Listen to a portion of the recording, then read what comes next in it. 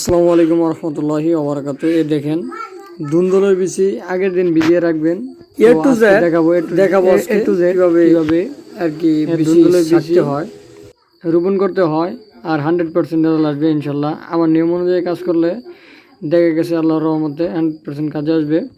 তো এই দেখেন আমি কিন্তু 12 ঘন্টা বিচি ভিজিয়ে নিয়েছিলাম। যে কোনো বীজ 12 ঘন্টা 24 ঘন্টা ভিজিয়ে নেবেন। দেখেন আমি ভিজিয়ে নেওয়ার পরে কিন্তু এই দেখেন আস্তে করে সেকে নিলাম। তার বাদের দিন কিন্তু সকালে সেকে নিলাম, সেকে মানে পানি নিগড়িয়ে নিলাম। তারপরে দেখেন যে আমি কিন্তু 2টা জাত লাগাইছি, যার কারণে কিন্তু আমি 2 বাটি রেখেছি। তো এই দেখেন আমার কিন্তু ইতিমধ্যেই শাখা শেষ। তারপরে যেটা করবেন অবশ্যই খেয়াল রাখবেন, তা না হলে কিন্তু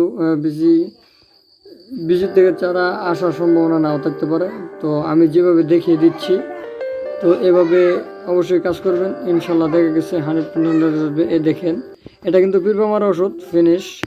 তো পিঁপড়া মারা ওষুধ অবশ্যই ব্যবহার করবেন, কেননা পিঁপড়া মারা ওষুধ যদি ব্যবহার না করেন তাহলে দেখা গেছে বিচি অনেক সময় কেটে যায়, নষ্ট হয়ে যায়, অনেক পোকা আক্রমণ করে, যার কারণে কিন্তু ওই ওষুধগুলো ব্যবহার করতে হয়।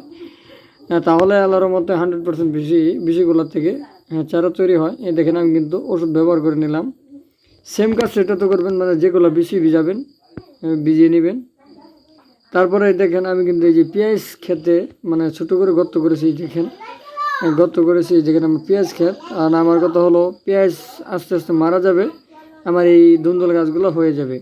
তো এই দেখেন এই যে মাটি হোল করে নিয়ে এই যে দেখেন এই যে একটা বীজ আস্তে করে 1 থেকে 1.5 ইঞ্চি নিচে দিয়ে এই যে মাটিগুলো লেভেল করে দিলাম। তো এভাবে যারা কাজ করবেন দেখা গেছে 100% আল্লাহর রহমতে আপনাদের চারাগুলা উঠবে। মানে যদি ভিডিওটা ভালো লাগে অবশ্যই লাইক করবেন, শেয়ার করে দেবেন। এর থেকে গুরুত্বপূর্ণ অবশ্যই দেব।